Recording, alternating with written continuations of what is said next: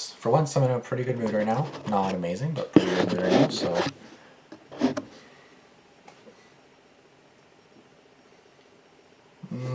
I don't like that.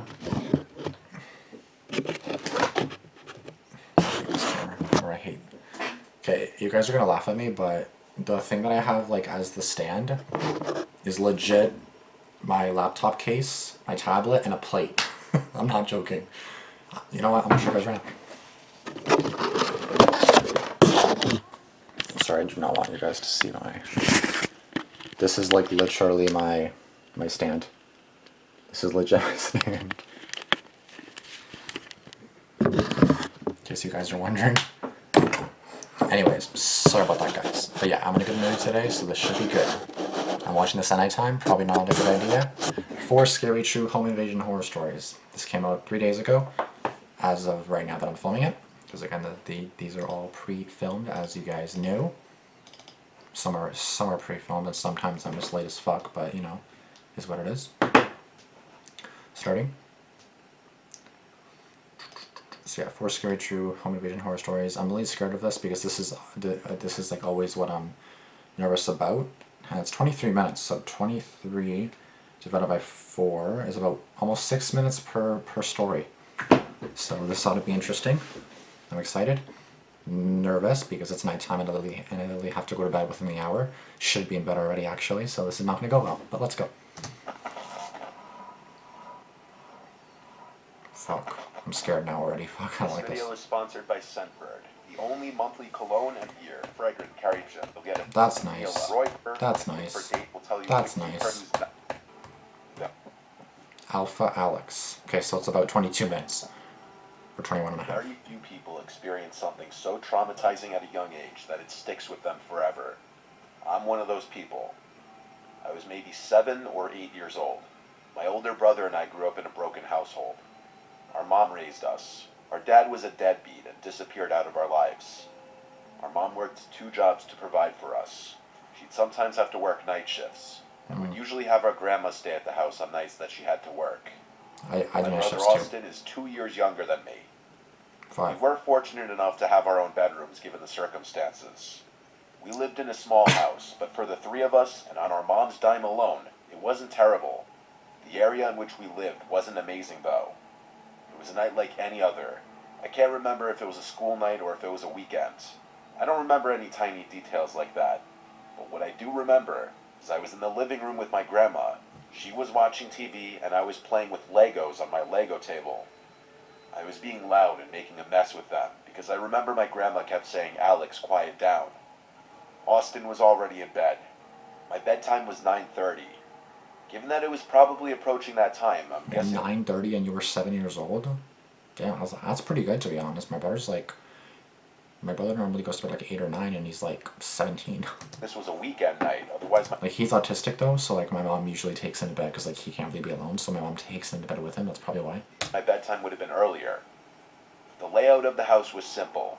Living room, dining room, and kitchen are all connected. And then there was a hallway which led to the bathroom and 3 bedrooms. Our mom's bedroom was at the end of the hall. Mine was in the middle. Our grandma would sleep in our mom's bed when she'd stay over to watch us. Eventually, I had to go to sleep. My grandma would always go to sleep early too, so right after saying goodnight to me, she would go to the bathroom to brush her teeth and stuff before going to sleep as well. I was never one to be afraid of the dark or anything. My mom says I used to be a really brave child, but that night, I woke up in the middle of the night. Something unusual for me because I remember myself being a very heavy sleeper.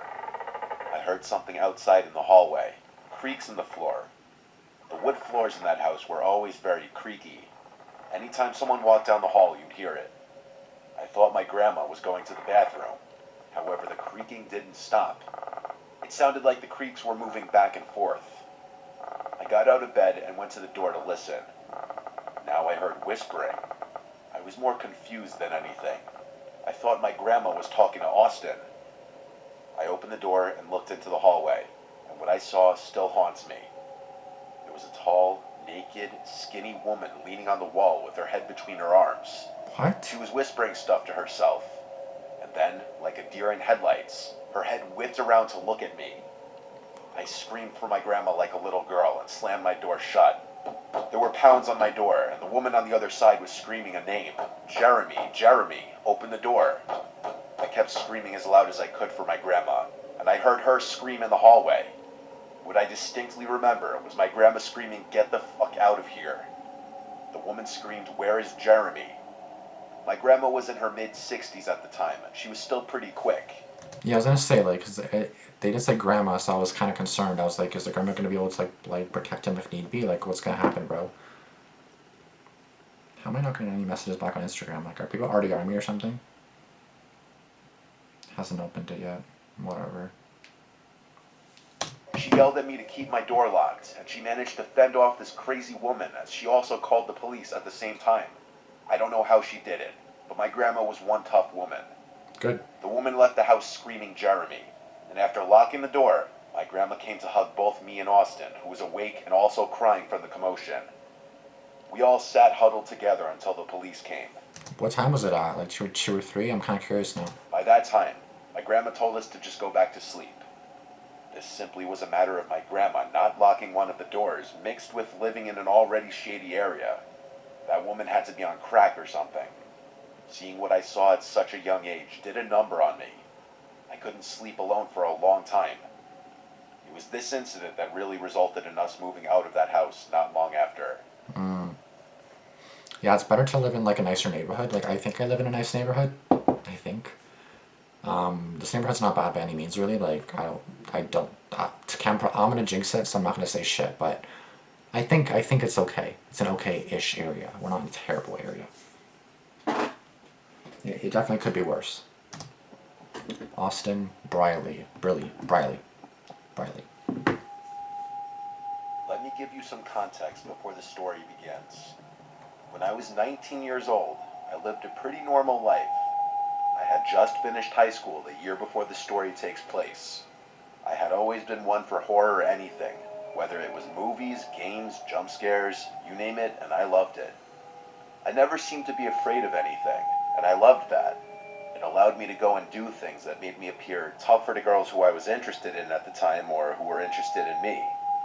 I thought of it almost like a Yeah, girls like bad boys, right? superpower. My friend had always talked about this REM-induced real-life nightmare called sleep paralysis. I, however, had never experienced such a thing. My friend Megan suffered from extreme lucid dreaming. She explained to me several times about how certain stimulators or outside factors could play into her dreams and mold them into what could potentially be a heavenly experience full of fun and wonder, or it could just as easily turn into a bone-chilling nightmare straight out of hell. Being the light sleeper I am, I saw no chance of it occurring, so I kind of just let it go right over my head. One night, Megan texted me and asked me to come over, as she had just suffered another so-called evil experience due to her sleep condition. When I arrived, I found her asleep again, seemingly peacefully. I took a seat on her stool that she had for her makeup dresser right by the window and started playing a game on my phone. 30 minutes or so went by. We're just gonna watch her until she does it again, or just like, look, she's fine the rest of the night, then we're just gonna watch her sleep? And I figured she was peacefully asleep, and it would probably be okay for me to leave, as long as I let her know that I stopped by as she requested. Okay. But suddenly, Megan awoke and started screaming. This was a different kind of scream, though. A type of scream I had never heard before, especially from her. It was almost mumbled. I don't know how else to describe it. Her eyes bulged open, and I ran over to her side. I asked her if she was having a bad dream. She started shaking. I grabbed a hold of her to try to calm her down, but the tremors grew. I asked her what was going on, but no response. I figured this was just another one of her so-called sleep paralysis episodes. I did my best to comfort her. After about 30 or so seconds went by, she regained full control of her body. I made sure she was okay, and I left back for my house, as it was almost 1 in the morning. Right as I got home, I received a very panicked text reading, "The hallucinations won't stop." I asked her to clarify what she meant, but no response. After about 30 minutes went by, I took it upon myself to head back over to her place. When I arrived, I noticed the illumination of red and blue covering her front porch and the surrounding road signs. I ran up to her house, desperately trying to find out what happened. As I approached the house, I I noticed Megan was speaking with one of the officers on the scene. When I went up to talk to her, Megan and the officer walked me over to a more secluded area. What I found out still sends chills up my spine to this day. Apparently when I had went over to Megan's that night, she wasn't asleep at all. She was pretending to be. Evidently right behind me was a tall, skinny, homeless man hiding in her closet. Fuck. Police had also found a very large kitchen knife on him as well. The theory to this day is Megan thought she was having an episode, when in reality, this very real man was quietly creeping towards her in her bedroom. Supposedly when I had entered her house, it was enough to spook the man into hiding, and my presence was enough to keep him hidden. This gave Megan the time to call 911 and report the situation, which in turn resulted in the police arriving almost immediately after I had left. Thankfully, the man was taken into custody rather quickly. To this day, I don't know what to think about that night, other than I could have very easily saved her life simply by keeping her company during what I thought was a very stressful situation, which in turn could have resulted in some very scary and heinous acts that would have taken place if I had been there any later. I hope I never experienced such a thing. That would be what finally trips my fear factor, without a doubt. That's honestly terrifying. Like, imagine just literally... Anybody in my house right now? Fucking hope not. Fuck, man. See, the stories get me on edge because, like, fuck, I can't. Derek Becker. Around 10 years ago, I moved out of my mom's house into my first apartment in the city of Chicago. The place was a nice 3-bedroom apartment on the south side of the city, in a friendly neighborhood by the University of Illinois. I lived with 2 roommates, Tom and Mike. Mike was a good friend of mine, while Tom was a good friend of Mike's, who I had not met prior, although we ended up getting along just fine. Sorry, I was thinking about something else for a second. House into my first apartment in the city of Chicago. Okay. The place was a nice 3-bedroom apartment on the south side of the city, in a friendly neighborhood by the University of Illinois. Okay. I lived with 2 roommates, Tom and Mike. Mike was a good friend of mine, while Tom was a good friend of Mike's, who I had not met prior, although we ended up getting along just fine. One night, about a month after moving in, I met up with a few friends of mine for drinks at a bar more in the center of the city, around 10 minutes from my place. It was a good time, and I ended up getting slightly drunk before getting into a cab at 1 a.m. and heading home. Upon walking into my apartment, I noticed that Tom's door was open, showing that he was staying at his girlfriend's place, while Mike's door was closed with the light from his TV shining underneath the crack. I made my way to my bedroom and put on my own TV before lying down to prepare for sleep. After around 10 minutes, I heard my doorbell ring. Half asleep, I woke up confused as it was 1:30 in the morning, so I ignored it. A few seconds later, the doorbell rang again, and then again a few seconds after that. It's important to mention that my roommate Mike had a good amount of side cash by dealing weed to a few people. He was also a huge stoner himself, so the idea that he fell asleep while waiting for a late-night customer to come over was not out of the realm of possibility. With this in mind, I went over to my intercom and asked who was there. A girl's voice answered back, "It's Emma, I'm here to see Mike." Thinking that my suspicions had been confirmed, I exited out of my front door and headed down the stairs.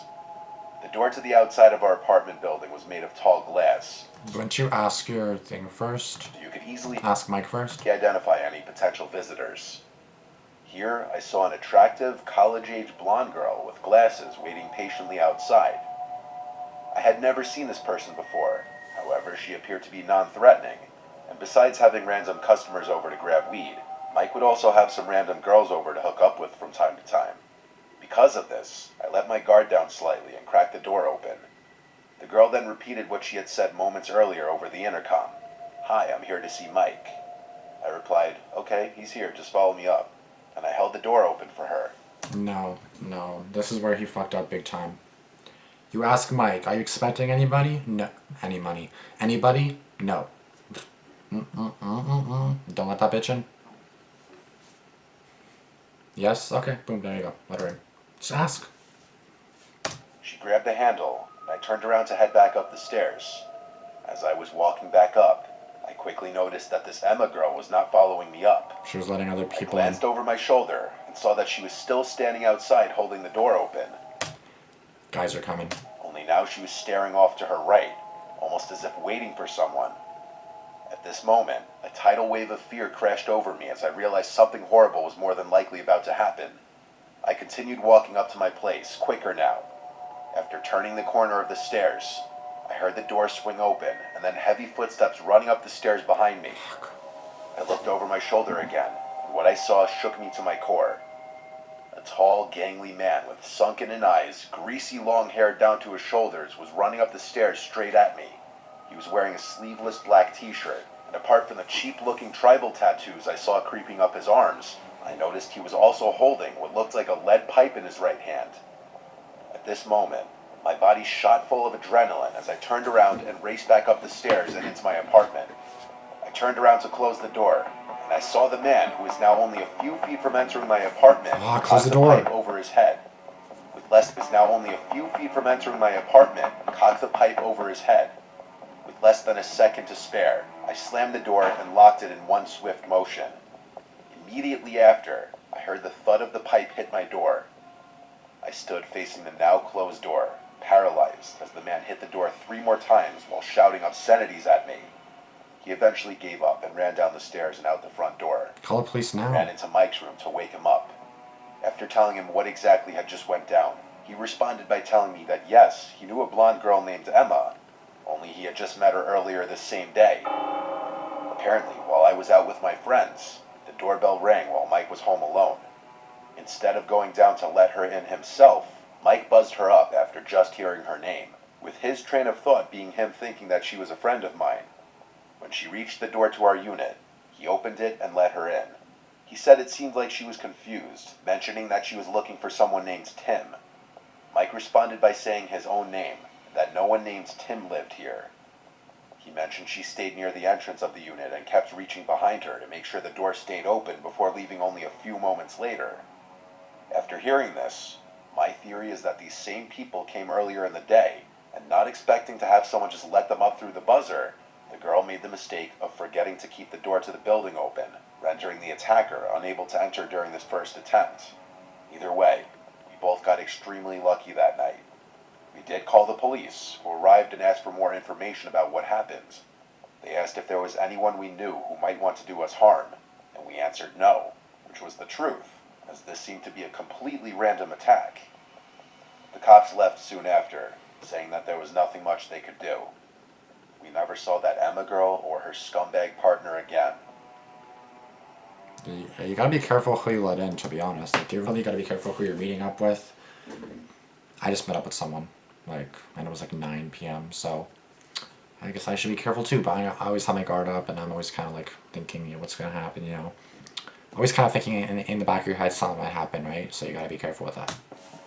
Dragon, I don't know. This story happened to me 4 years ago when I was in my mid-20s. This whole experience will probably scar me for life, and it's still vividly imprinted in my mind. The day was the 15th of June, and I had the house to myself because my parents were on a 2-week vacation in France. It was sometime after dusk, probably around 8 p.m., and the weather was scorchingly hot. Believe me when I say I was sweating my ass off with just my tank top and shorts on. The heat was so unbearable that I allowed in some fresh air, opening all the living room and bedroom windows, planning on closing them right before hitting the hay. Now, before fast-forwarding, I must mention that I was feeling extremely exhausted. On that same day, I had taken 3 exams in the morning and played a volleyball match in the afternoon. Thus, once I ate my dinner, while browsing social media in my room, I collapsed into bed without even realizing. I woke up at around 3 a.m. to the muffled sounds of thunderbolts and a draft of cold, fresh air hitting my face. A strong wind was blowing, and all of the shutters left open were noisily banging. Still drowsy, I flicked on the lamp, but the light wouldn't turn on. I checked the plug using my phone flashlight, but everything was fine. Power outage? I begrudgingly climbed out of bed and looked out my bedroom window. There were menacing, rainy black clouds in the horizon. A typical late-night summer storm was approaching. Given that every lamppost in the street was off, I instantly knew there had been a blackout. Phone flashlight in hand, I dizzily headed down the hallway to shut the windows closed before rain started pouring down. When I got to the last window, though, I noticed the mosquito net lifted up.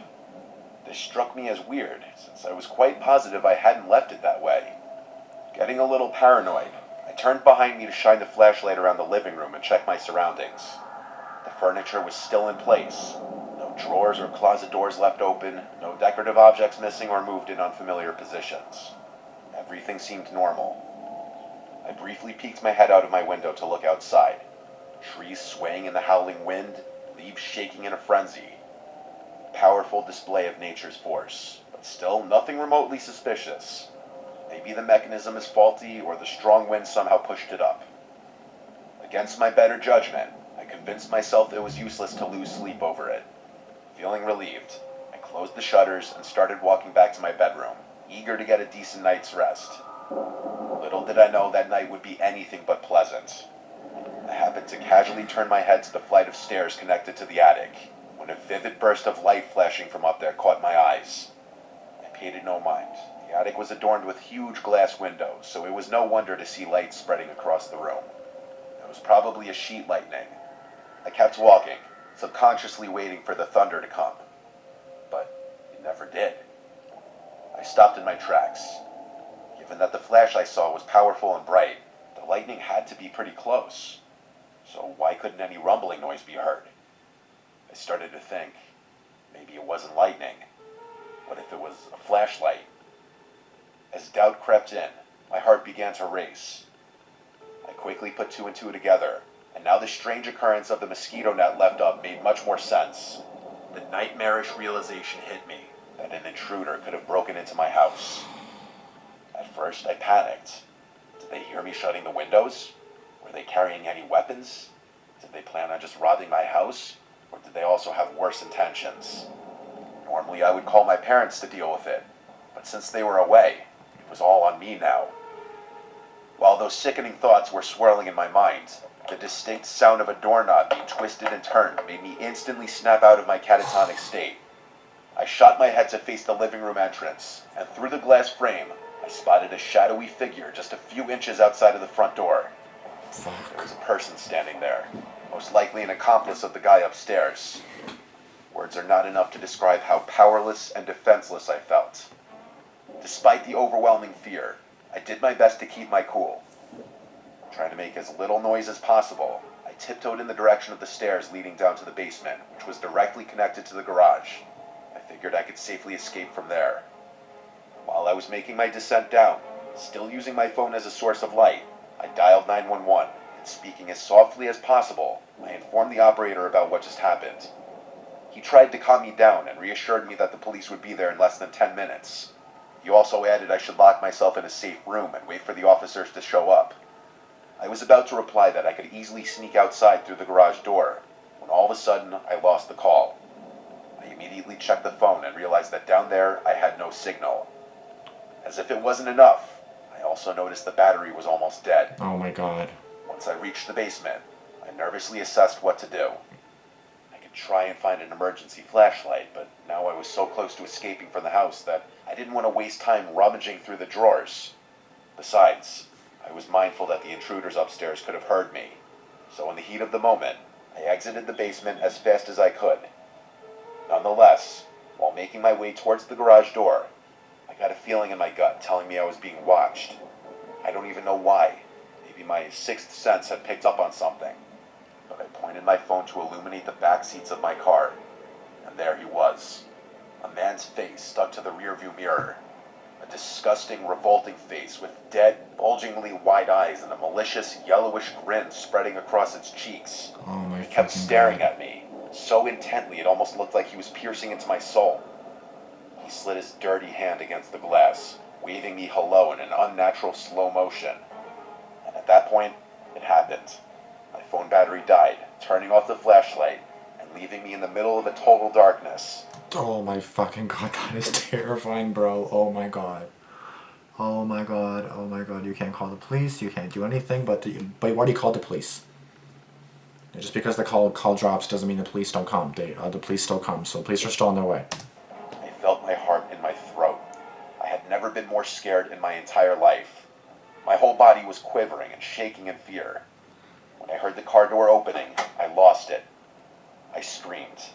I screamed like a little girl as I somehow managed to unlock the garage door and bolt outside, climbing up the driveway ramp. By By that time, heavy rain had started pouring down. I hopped over the gate and ran to the nearest house, yelling like a lunatic for the neighbors to rush outside. They came out in shock, and I explained to them the whole situation, almost out of breath and soaking wet. In the meantime, I heard sirens in the distance. 2 police cars rolled down the street, and I practically ran into the officer's arms, screaming that there were 3 strangers in my house. 4 agents went into my house, guns drawn, while another one took my description of the events.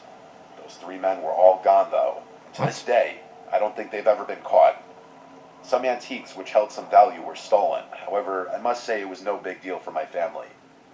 For the remainder of the night, I couldn't sleep at all. I kept tossing and turning, jumping at the slightest sounds, ruminating relentlessly on the horrific experience. But I kid you not, another chilling surprise was lying in wait. When morning came, I spotted a small piece of paper sticking out of the edge of my bed. I picked it up and went frozen stiff. The following words were written.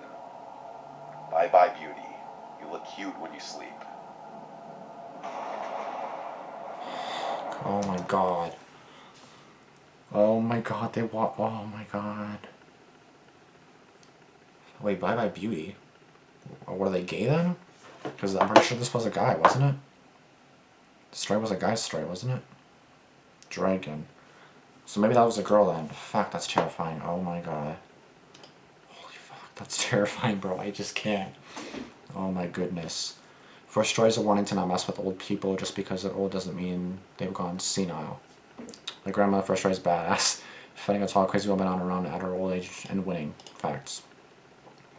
Always knows how to keep us on the edge of our seats. Bruh, it's 10:33 p.m. right now, and I have to go to bed soon. How am I gonna do that? Fuck. Last story is by far the scariest. The story legit sent chills on my spine, especially with the note left under the woman's. Okay, so it is a woman. Okay. I didn't know if it was a guy or a girl. So roll tip for everyone: if someone you don't know knocks or rings your bell at night, do not open the door at all. Pretty basic, but crucial. Text conversation with just strain. Oh fuck! I gotta watch this one out too. The last story was so tense. I can't imagine being in a room, seeing that face when lights going off and not knowing where it is. I could feel the panic. I know. Fuck. I was just like, oh. As a bit homie, I can totally relate. Second story is terrifying. He definitely saved her life just by being there. I can imagine if he decided to not come over. Fuck. Final story is powerful in a weird way. Last 10 seconds that the intruders wanted nothing to do with. Theft.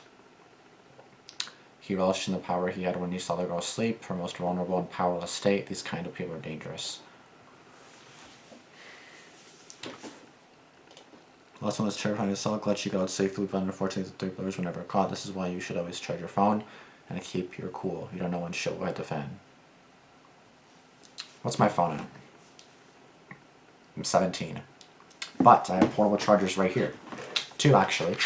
So I'm good unless someone steals my portable chargers. Yeah, and plus I have another phone here. And I have a lamp right here actually. And I have another lamp over there. And these are just battery powered, right? I don't know if they're charged though. I mean, it turned on, so obviously there's some power in it.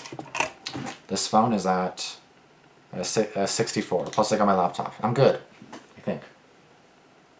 I'm good, right? Plus I have a third phone over there. But it's like, I don't use it. But anyways, fuck, that actually scared me so much, bro. I don't even know how the fuck I'm gonna sleep tonight. How did they escape though? I guess they escaped when you ran over to the house, but then seconds later the police came, right? That's honestly terrifying. And maybe they heard the sirens. The only thing that's bad about sirens is like I wouldn't even keep the sirens on. I would keep them on until you're like a street or 2 away. I would just flash the lights just so people know that I respond to something. But like when you're near the house, you turn off the sirens. Otherwise, the people are gonna flee, right? Unless they've already fled, right? But I feel like turning off your sirens would be good because that's obviously just to get everyone out of the way. But I would keep the sirens on until you're 2-3 streets away. You can still probably hear it, but just so you don't know that. Because then obviously if you hear them on the street, then the people are obviously going to leave. They could either go out the backyard, sneak out back, climb over a fence or something, and then boom, you're done, right? But, one more comment. 2 more comments. Home invasions are my absolute biggest fear. Same. I always triple checked all the locks and windows in my house, starting from the 2 front doors, the back door, and the upstairs window. I always make sure to double lock the locks. I even check under the car and under the beds. I may sound paranoid, but you never know if someone's hiding under your car, and just barge in. I have an unused attic, which is never used unless for the TV antenna, and you will need a ladder to get up there, and I don't have a basement. Interesting. Again, at least you're doing you, and at least you're staying safe. That's the most important thing, right? Because again, my room's disgusting. I'm not going to show you guys shit, but like the end of my room is basically right here, as you can obviously see the wall already, right? I have a little more space over here. I got my, another dresser, a tiny closet, which you can go inside. There is a little, not cabinet, but I would say tall dresser. Not really dresser, but a tall cabinet dresser that's kind of covers the window. There's a big ass window right here, covered. I just have two windows, that tiny one over there, and then I have one right here, a huge window right here. And my mama has the same thing, this huge ass window. And obviously the door's right here. So I have a lock on it. Technically just one. So I guess if there was an intruder, I could always just lock the doors. Also have these like safety, I have some safety pins on. It's not really safety pins, it's like little locks that you can use to strap the door closed. It's mainly used for like child stuff, but if it helps at all, then I could always just go in there. So I go in the closet, go in the back, like to the back of the closet, and then I can hide behind something. And then if someone tries to come in, I could just stab them. I don't have a knife in here, but typically my room is always dirty. I found a knife. See, because my room's always dirty. This has like chocolate on it, but it's fine. I'll stab them with a chocolate knife. I'm fine with that. I have this too. This will work, right? Just be like, yeah, and then done. Anyways, in all seriousness though, please be careful. Please have a plan. Obviously, if you're downstairs, or because I'm obviously upstairs, I could jump out the window. To be honest with you, I could jump out the window. I have a broom right there. Obviously, my room is not always this messy.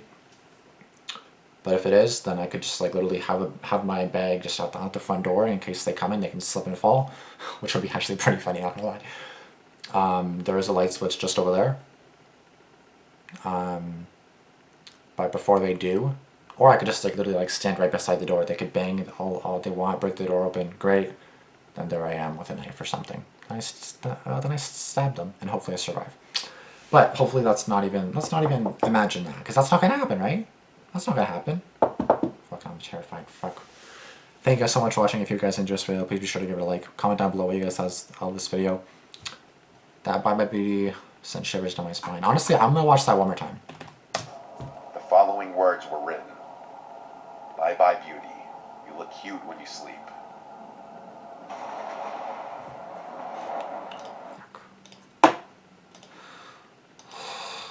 Okay. Once again, I will see you guys in the next video, hopefully.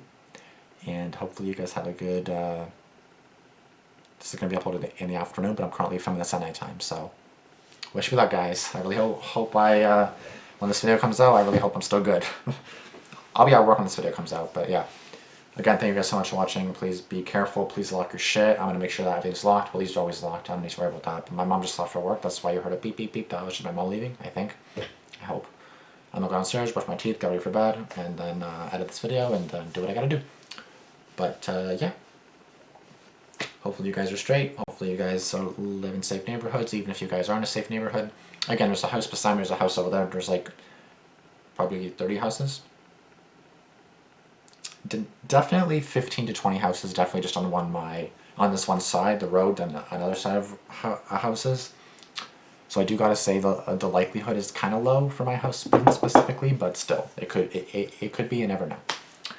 Thanks for tuning in to Reacts. I will see you guys in the next video. Deuces, peace, and 10 fingers for this video.